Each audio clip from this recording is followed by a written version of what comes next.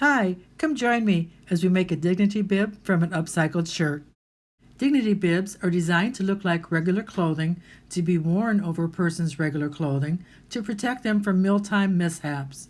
The idea is to provide dignity to the wearer by not looking like a traditional bib.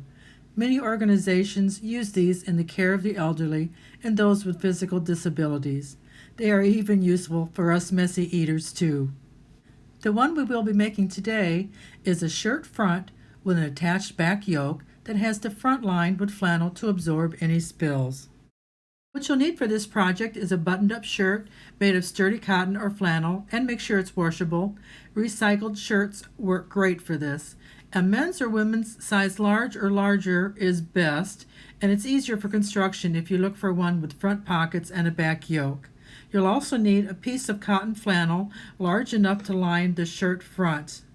Please measure your shirt front as shown in the video before cutting your flannel.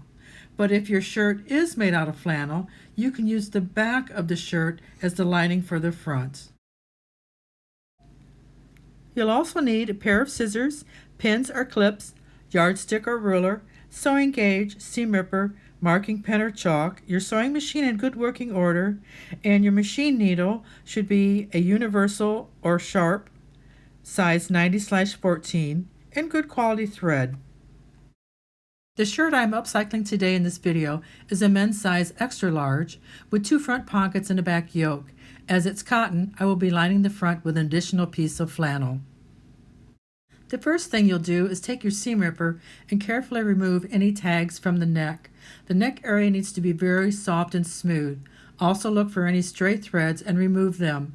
As many of our wearers may have undergone chemo or other medical procedures, we need to make sure this neck area doesn't chafe or irritate the wearer.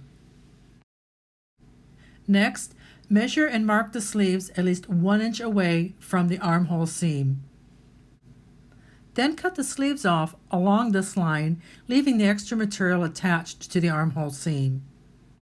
Now take your scissors and cut up the side of the shirt along the side seam from the bottom through the armhole intersection so it is opened all the way. Do this for both sides. Turn the shirt around to the back and cut the back off from the yoke, also leaving at least 1 inch of extra material attached to the yoke seam. If you have a flannel shirt, save this back piece so you can use it for lining the front. Press your shirt, paying special attention to the front buttonhole placket so you can get it smooth and straight. Lay the shirt on your work table with the front right side up facing you. Button the front placket shut and then pin it closed at the bottom and just above the second button down from the top. Sew the front button placket shut, going up one side, across the placket just above the second button, and back down the other side of the placket. You're going to leave the button at the collar and the first button open in order for the wearer to pull the bib over their head. Next, we will be lining the front of the shirt. I am using flannel material because my shirt is made of cotton, but if you are using a cotton flannel shirt, you can use the back that you've cut away to self-line the front. Measure your shirt across the chest from underarm to underarm and from the top of the pockets to the bottom of the shirt. Be generous and add at least 2 inches to these measurements, then cut a piece of flannel for your lining. If you're using the shirt back as a lining, you can skip this step. With the shirt right side up and facing you, lay the right side of the flannel lining on top of your shirt front so you'll have the right sides together.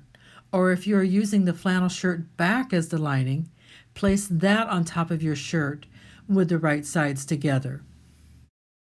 Pin the 2 sides and the bottom together with pins or clips, leaving the top across the chest open. Depending on whether you're using the flannel shirt back or just flannel for the lining, you may have one layer wider or longer than the other. This is okay, as some variants in the finished size will be fine. Just position the layers so you will be able to catch both layers as you sew them together. And make sure your lining extends above the pockets and the second shirt button. Sew the lining to the shirt, sewing down one side across the bottom, then back up the other side, and you can gently round the 2 bottom corners as you go. Trim this seam and then finish the raw edges by zigzagging them together or serging them together with your serger. With your ruler or straight edge and fabric marker or chalk, on your lining fabric, draw a straight line across the chest from under the arms, going just above the shirt front pockets. This is your fold line for the seam allowance. Turn so the right sides are out and press your shirt. Place it on your work table with the flannel lining facing you. Turn under the seam allowance along the fold line that you've drawn.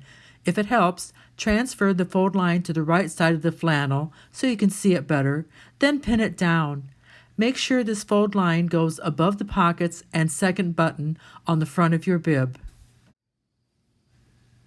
Now sew straight across on the seam allowance through both layers, making sure you don't sew the pockets closed and that you have left the collar button and the first button open.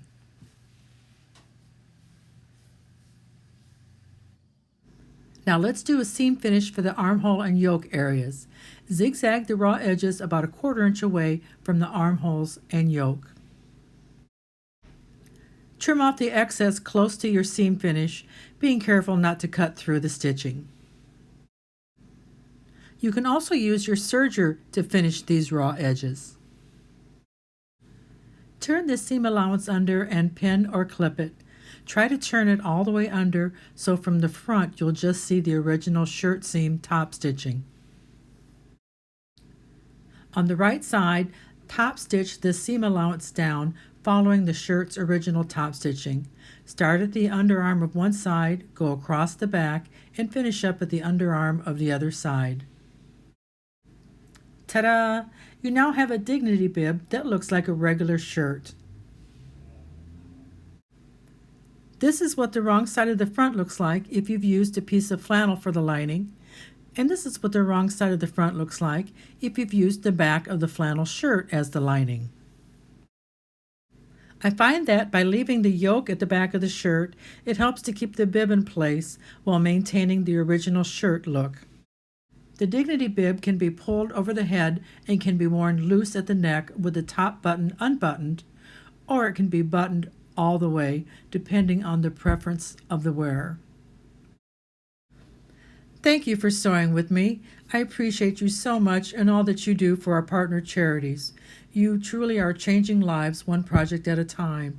Please contact me with any questions you may have.